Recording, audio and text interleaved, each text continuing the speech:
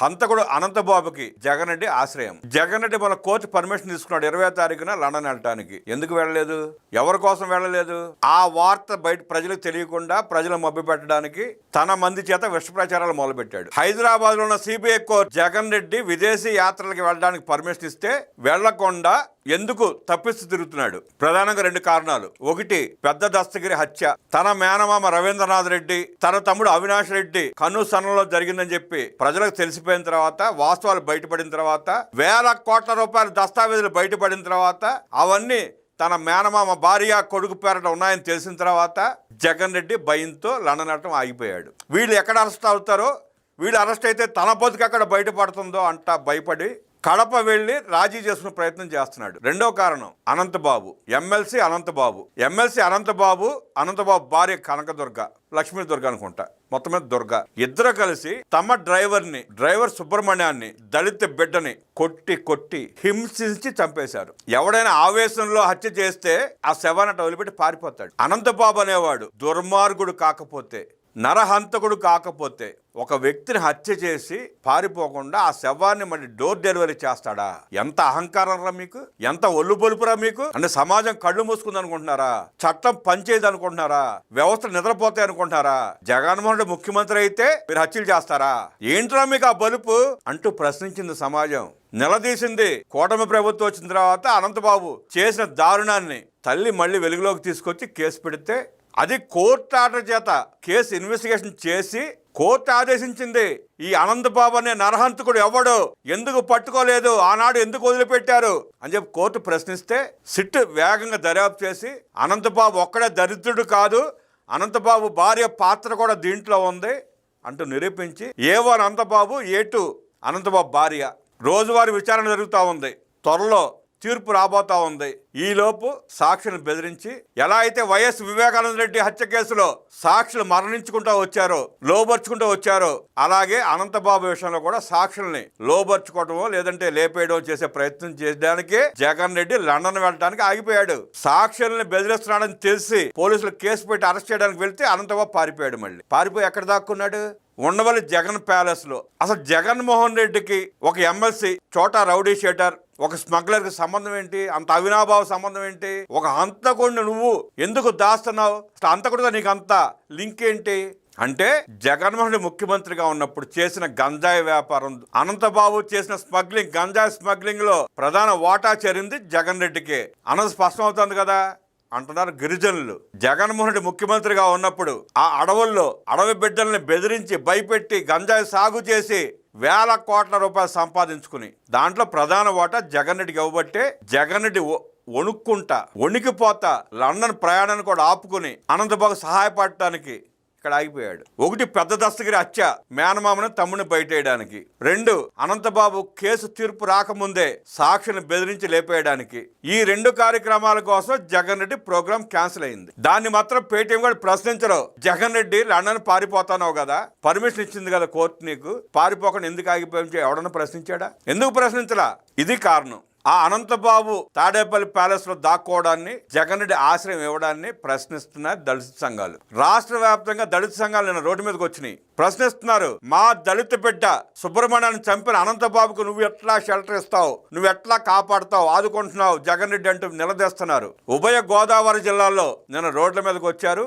YSR Congress party ఆఫీసుల ముందు ధర్నాలు చేశారు, ప్రశ్నించారు. ఇవాళ రేపో ఉండవల్లి ప్యాలెస్ ను చుట్టమెట్టడానికి రాష్ట్రంలో ఉన్న దళిత సంఘ నాయకులు, దళితులంతా రెడీ అవుతున్నారు. 2019లో ఆ దళితులు వేసిన ఓట్లతో ముఖ్యమంత్రి అయ్యి ఆ దళితులకి కంసుడిలా తయారాడు జగన్ రెడ్డి. ఎన్ని వేల దళిత కుటుంబాన్ని నాశనం చేశావు జగన్ రెడ్డి, వాళ్ళకి తెలియదు అనుకుంటున్నావా? దళితుల భూములను ఆక్రమించుకున్నాడు, నాడు దళితులకు ఇచ్చిన పట్టాలను ఆక్రమించుకున్నాడు, సెంటు పేరట డ్రామాలాడి నాటకాలాడి గత ప్రభుత్వాలు దళితులకు ఇచ్చిన స్థలాలన్నీ ఆక్రమించుకున్నాడు.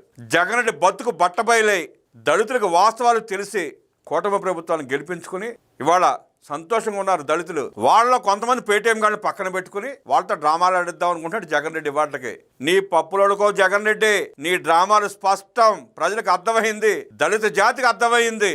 అందుకే తిరగబడుతున్నారు నీ మీదే వాళ్ళ దళిత ద్రోహులు వైసీపీ నాయకులు. అనంతబాబుని పోలీసులకు అప్పగించుకుంటే ఆ పార్టీకి భవిష్యత్తు లేకుండా చేస్తామంటూ ప్రతిక్రియ చేస్తున్నారు దళిత సంఘాలు. రంపచోడవరం నియోజకవర్గం, రంపచోడవరం మండలం నందు అంబేద్కర్ విగ్రహం దగ్గర ఎస్సీ సామాజిక వర్గానికి చెందిన దళిత నాయకులు కలిసి అనంతబాబును వెంటనే అరెస్ట్ చేయాలని నిరసన కార్యక్రమం నిర్వహించారు. వైసీపీకి జగన్కు వ్యతిరేకంగా పెద్ద ఎత్తున నినాదాలు చేశారు. అనపర్తి అంబేద్కర్ విగ్రహం ఎదుటి కూడా ఆందోళన చేశారు. అనపర్తి కెనాల్ రోడ్లోని అంబేద్కర్ విగ్రహం వద్ద వైసీపీ ఎమ్మెల్సీ అనంతబాబును వెంటనే అరెస్ట్ చేయాలని నిరసన తెలియజేశారు దళిత సంఘాలు. కురుపాం, గోపాలపురంలో నిరసన కార్యక్రమాలు.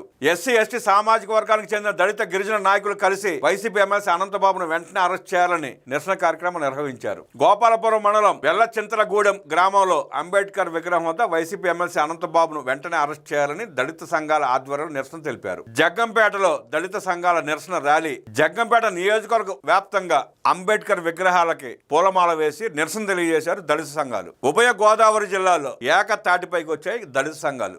అనంతబాబును అరెస్ట్ చేయండి అంటూ ఏక కంఠంతో నినదించాయి దళిత సంఘాలు. అంబేద్కర్ వాదులు అందరూ కలిసి ధవళేశ్వరం గ్రామంలో సమావేశం నిర్వహించారు. ఈ సమావేశంలో గత ప్రభుత్వంలో జగన్ అండ చూసుకుని దళితుల మీద దాడులు, హత్యలు చేసి యథేచ్ఛగా బెయిల్ తీసుకుని బయట తిరుగుతూ భయపెట్టిన జగన్ ప్రభుత్వాన్ని దళితులందరూ ఏకమై గద్దె దింపి గట్టిగా బుద్ధి చెప్పారని తెలిపారు. జగన్ అండదండలతో బయట తిరుగుతున్న అనంతబాబు సాక్షులను డబ్బులు తీసుకోవాలని బెదిరిస్తూ ఒప్పుకోకపోతే చంపేస్తామంటున్నారు. ఆయనను వెనకేసుకొస్తున్న జగన్ రెడ్డిని చరిత్ర క్షమించదని హెచ్చరించారు. బెయిల్ రద్దు చేసి అరెస్ట్ చేసి ఉరిశిక్ష విధించి దళితులకు మనోధైర్యం కల్పించాలని డిమాండ్ చేశారు.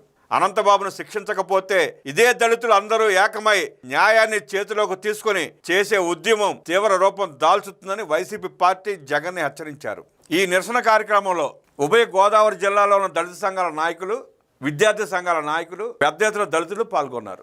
రాయలసీమ ప్రాంతానికి తీవ్రంగా అన్యాయం చేసిన వ్యక్తి జగన్మోహన్ రెడ్డి. 2019 నుంచి 24 మధ్యలో రాయలసీమకు చొక్క నీరు ఇచ్చేవా జగన్ రెడ్డి? ఎందుకు ఇవ్వలేకపోయావు? రాయలసీమ లిఫ్ట్ పేరిట నాటకాలు ఆడి రాయలసీమ ప్రాంత ప్రజల్ని, రైతులను మోసం చేసిన నువ్వు రాయలసీమ లిఫ్ట్ పేరిట 900 కోట్ల రూపాయలు దోచుకున్నావు. ఆనాడు దోచుకొని నేడు రాయలసీమకి చంద్రబాబు నాయుడు గారు హంద్రీ నివా ద్వారా ప్రతి నేలకి నీరు అందిస్తా ఉంటే, ప్రతి రైతు కళ్ళలో ఆనందం చూస్తా ఉంటే, మీకు కడుపు మంటలు బయలుదేరి మీ కళ్ళలో నిప్పులు పోసుకుంటా ప్రజల భావోద్వేగాలతో ఆడుకుని రాజకీయ పబ్బం గడుపుకునే ప్రయత్నం చేస్తున్నారు. ఇవాళ మాట్లాడుతున్న పెద్దిరెడ్డి రామచంద్రారెడ్డి గాని, భూమన కరుణాకర్ రెడ్డి గాని, బోమన గాని, మీ మాజీ మంత్రులు, ఎమ్మెల్యేలు గాని ఆనాడు ఆ ప్రజలకు నీరు ఇవ్వడానికి ఎందుకు ప్రయత్నం చేయాల? నీ 5 ఏళ్ల పాలనలో రాయలసీమకు ఖర్చు పెట్టిన 2,000 కోట్ల రూపాయల్లో 1,000 కోట్ల రూపాయలు రాయలసీమ లిఫ్ట్ పేరిట గొయ్యి తవ్వి డబ్బులు మింగేశావు. మరో 1,000 కోట్ల రూపాయలు జీతభత్యాలకు సరిపెట్టావు. ఇరిగేషన్ ప్రాజెక్టుల అధికారులకు జీతభత్యాలకు సరిపెట్టావు. అంతకుమించి నువ్వేం చేశావు?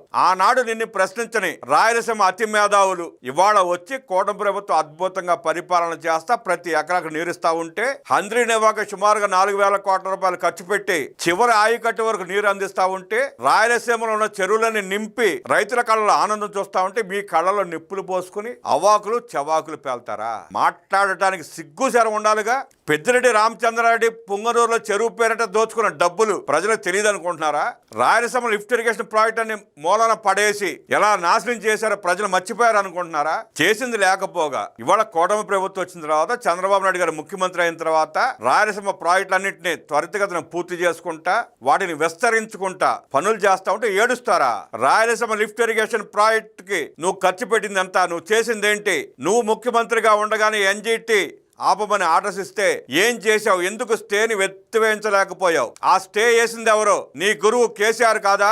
మీ ఇద్దరు కలిసి నాటకాలు ఆడి ముచ్చుమరి ప్రాజెక్టుని మొదలు పెడితే ఎక్కడ రాయలసీమకు లబ్ధి కలుగుతుందో, ఎక్కడ రైతులకు నీళ్లు పారుతాయో, నీరు పారితే వారు పంటల పండించి ఎక్కడ బాగుంటారోనని ఆ ముచ్చుమరి ప్రాజెక్టును పక్కన పడేసి పనికి రాని రాయలసీమ లిఫ్ట్ ప్రాజెక్టు పేరిట మొదలుపెట్టి దోచుకున్నావు, మింగేసావు డబ్బుల్ని. కేసీఆర్ ఎన్జిటిలో పిటిషన్ వేపించి నీకు నోటీసులు ఇప్పిస్తే నువ్వేం చెప్పావు? రోజు అది ప్రాజెక్ట్ కాదు, డిపిఆర్ సిద్ధం చేయడానికి గుత్త తవ్వేమన్నావు. సిగ్గు సరళ లేకుండా మాట్లాడుతున్నారు వాళ్ళు. మీరు కేసీఆర్ ని ఒప్పించి ఎన్జిటిలో పిటిషన్ వేయకుండా ఎందుకు ఆపలేకపోయావు? తెలంగాణ అసెంబ్లీలో, నిండు అసెంబ్లీలో ఆనాడు మంత్రిగా ఉన్న హరీష్ రావు స్పష్టంగా చెప్పాడు. రాయలసీమ లిఫ్ట్ ఇరిగేషన్ ప్రాజెక్టు మేమే ఆపామన్నాడు. కేవలం ముచ్చుమరి ప్రాజెక్టు ప్రారంభించి నీళ్లు ఇస్తే రాయలసీమ బాగుపడుతుందన్న దుర్బుద్ధితో కేసీఆర్ మాటలు విని కేసీఆర్ పాదాక్రాంతుడు అయిపోయి కేసీఆర్ జూహుజూర్ అంట కేసీఆర్ బూట్లు నాకడానికి హైదరాబాద్ లో నీకున్న ఆస్తులను కాపాడుకోవడానికి రాయలసీమకు వెన్నుపోటు పొడిచి ఆ ప్రాజెక్టులను నాశనం చేసి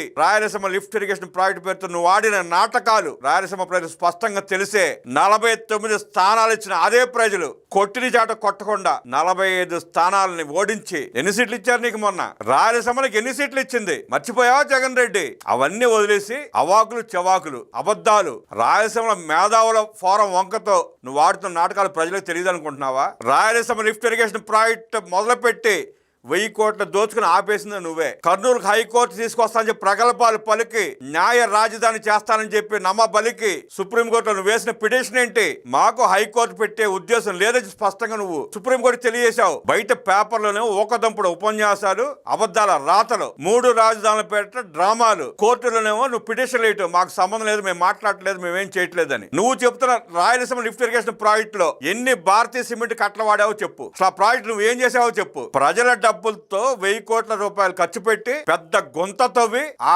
గొంతలో నీ పార్టీని కప్పెట్టావు. అంతకుమించి నువ్వు చేసిందేమీ లేదు జగన్ రెడ్డి. ఇవాళ ప్రజలు మళ్ళీ రెచ్చగొట్టడానికి ప్రాంతీయ విభేదాలు సృష్టించడానికి డ్రామాలు మొదలు పెట్టావు. అమరావతి మీద పడి ఏడుస్తున్నావు, పోలవరం మీద పడి ఏడుస్తున్నావు. నీ నాటకాలు, నీ డ్రామాలు, నీ దొంగల మూట అవాకులు చెవాకులు ప్రజలకు తెలియవు అనుకుంటున్నారా? ప్రజలు అన్ని గమనించే, ప్రజలు అన్ని తెలుసుకునే మిమ్మల్ని 11కు పరిమితం చేశారు. ఆ విషయం మర్చిపోయి పార్టీని ప్రక్షాళన చేసుకోకుండా సమీక్షించుకోకుండా ఇంకా అబద్ధాలు విష ప్రచారాలు టీటీడీని దోచుకున్నారు మీరు. చిత్తూరు జిల్లాలో పెద్దిరెడ్డి రామచంద్రారెడ్డి, చెవిరెడ్డి భాస్కర్ రెడ్డి పేదల భూముల్ని, అటవీ భూముల్ని ఎలా దోచుకున్నారో ఆ ప్రజలు ఇంకా మర్చిపోలా. గుడ్ మార్నింగ్ ధర్మవరం అంట ఆ ధర్మవరం ఎమ్మెల్యే ఎట్లా దోచుకున్నాడో కూడా ప్రజలు చూశారు. పెద్ద దస్తగిరి లాంటి వాడిని బినామీలు అడ్డం పెట్టుకుని ఎన్ని వేల కోట్ల రూపాయలు మీరు అక్రమంగా సంపాదించి దాచుకున్నారో కూడా దస్తగిరి ఉదంతో బయటపడింది. దస్తగిరి లాంటి బినామీలు అందరూ వాళ్ళ జాగ్రత్త పడి మీ ప్రాణాలు కాపాడుకోవాల్సిన బాధ్యత మీ మీద ఉంది అని ప్రజలు చెప్తున్నారు స్పష్టంగా. పొలాలకు నీళ్లు కాదు,